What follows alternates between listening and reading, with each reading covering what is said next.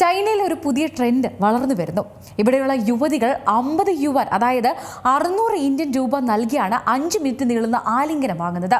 ഇങ്ങനെ ആലിംഗനം ചെയ്യാൻ എത്തുന്ന പുരുഷന്മാരെ മാൻ മോംസ് എന്നാണ് അറിയപ്പെടുന്നത്.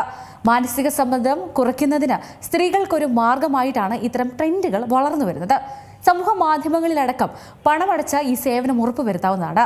സബ്വേ സ്റ്റേഷനുകൾ പോലുള്ള പൊതു ഇടങ്ങളിൽ ആലിംഗനം ചെയ്യും. സമ്മർദ്ദകരമായ സമയങ്ങളിൽ വൈകാരിക ആശ്വാസം ഇതിലൂടെ ലഭിക്കും. പേര് സൂചിപ്പിക്കുന്നത് പോലെ മാൻ മോംസിലൂടെ അറിയപ്പെടുന്നത് അമ്മയുടെ കരുതൽ നൽകുന്ന പുരുഷന്മാരെ തന്നെയാണ്.